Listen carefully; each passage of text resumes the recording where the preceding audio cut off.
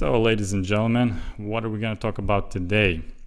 Well, today we're going to return to the language series on this YouTube channel. I know it's been a long time since I've done a video on Swedish or any language in particular. And for that topic today, I decided we're going to talk about the language to know to learn Swedish faster. And I guess the idea behind it is to kind of give you an idea what language could actually help you to learn the other language much faster. So in that case, Swedish. So for example, let's say if you want to learn the Italian language or the Portuguese language and you are a Spanish person, now of course it's going to be much easier for you to learn Portuguese or Italian or French because they all belong in the Latin family group. And the same thing with Swedish, except Swedish is part of the Germanic family group. And what are the Germanic languages? The Germanic languages are such as Danish, Norwegian, Swedish, English, Dutch, German, and so on and so forth. And there's one particular language that I personally think that stands out that you should perhaps know or first learn and then learn Swedish, which is the German language. Now, of course, I'm saying German because I'm a German native speaker, and for me that's definitely easier to say than for those of you who don't speak German or English or Swedish or whatever, or any Germanic language for that matter. Perhaps you guys speak Latin languages, so French or Italian. Of course, that's going to be much more difficult because the vocabulary, the grammar, the word order, the writing system, all those little factors come into play. And those are some of the points I'm going to discuss in this video today, which is I'm going to discuss the similarities between the German and the Swedish language. And of course, now don't just take it with a grain of salt. I'm not saying that you have to now immediately drop the Swedish language book and go grab a German book instead. I'm just saying from my personal experience, so you can take it as you want. And I guess I'll just start off with the first point. I mentioned about 5 points here, maybe 4, depending. And the first point that I want to talk about is the linguistic family.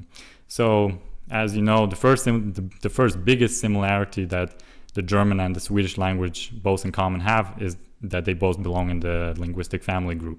So it's a Germanic branch of the Indo-European language.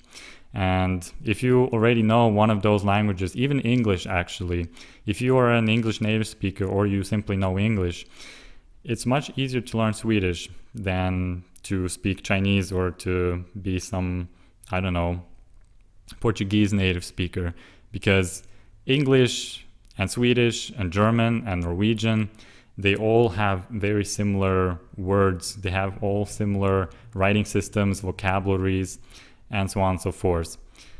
I think that's perhaps the most basic similarity we have here between those two languages. The second similarity that we have here is the vocabulary. So many words in the German language and in the Swedish language are cognates. So what are cognates? Meaning that they have common origin and similar forms. And if you actually study Swedish and you speak German, you will notice that there are a lot of words that are very, very, very similar. So for example, I can give you 3 examples. If you want to say brother in German, it's bruder. In Swedish, it would be bror. So you can already hear the first similarity, bror and bruder. The second one is, for example, house. Yeah, in German it's actually also house. So the first one is English house, German house, and the third in Swedish is going to be hus. So you can already kind of pick up the words without actually even having to specifically learn the Swedish vocabulary. And the third one, the third word that I can give you is cat. So cat that's in English. In German, it would be Katze, and in Swedish, it's going to be katt. So you don't even need to perhaps learn in particular the Swedish language. I can even give you a 4th word, which is to play. So that's a verb, to play in English. Spielen is in German, and att spela is to play in Swedish.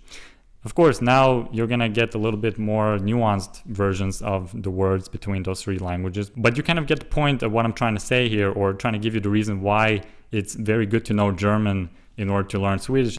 That's because the English language sometimes doesn't always correlate with the German language 1-to-1.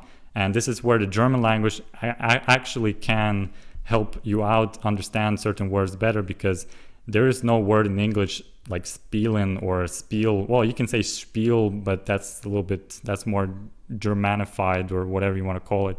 But spielen and att spela, those two words are very similar, and you can already understand it pretty well. The third similarity that we have here between the Swedish and the German language is the phonetic characteristics. So for example, both languages are of Latin alphabet, so they both have Latin letters, but there are also a lot of letters, or a lot, just simply 2-3 letters that are very nuanced, that do not exist in the English language or in any other language other than Danish and Norwegian perhaps, which is the Ö and A. In German we have the Ü. So in German we have the A, Ö, Ü, and in Swedish we have the A and Ö and Å.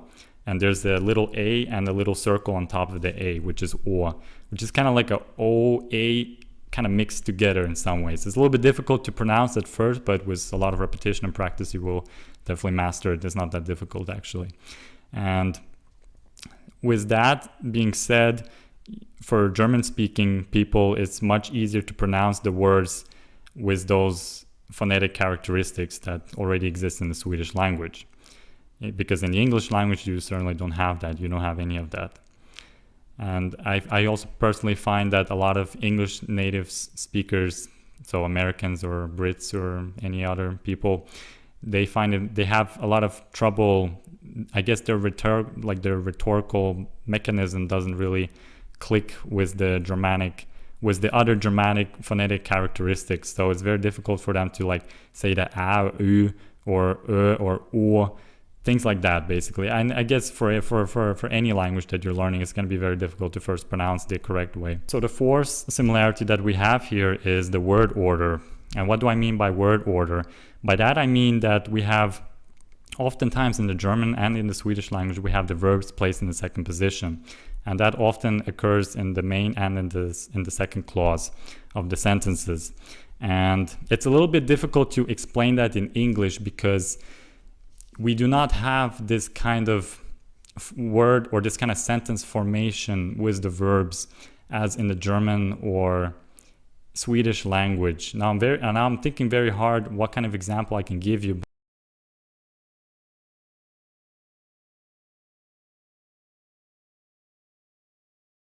So to conclude the whole video overall, knowing English is obviously a good way to learn Swedish much faster, of course.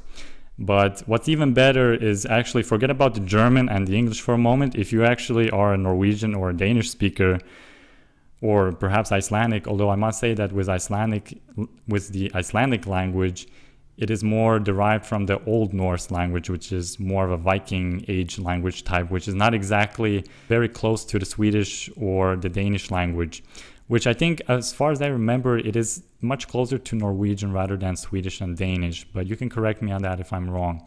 And if you are a Norwegian or a Danish speaking, regardless, you don't even have to really learn the language to begin with, because those languages are called mutually intelligible languages. And this is kind of like if you're a Ukrainian speaker and you go to Poland, you will most likely understand quite a lot of Polish there. Or if you go to Croatia, or if you're from the Balkan states, for example, if you grew up there, I'm pretty sure you will understand many languages there, which are now split after the Yugoslavian war. But for those of you who are neither Norwegian nor Danish nor any other Scandinavian descent, of course, English, if you know English, you're gonna definitely increase the chances of learning the Swedish language much faster. But even forget about English for a moment and just forget about German. If you don't know any of those languages, well, first of all, you're not going to understand my video if you don't speak English. But I assume that most of you speak English. But if you simply look at the Swedish language just from a far distance for a moment, you will notice that the grammar is very simple, the vocabulary is very simple. Even with just a very little English knowledge, you will understand a lot of words in Swedish, or if you're a German speaker, you will understand much more. Swedish words because they're very identical in some ways, shape or form. And on that note, just to give you a brief update on how I'm currently studying or what I'm doing with the Swedish languages.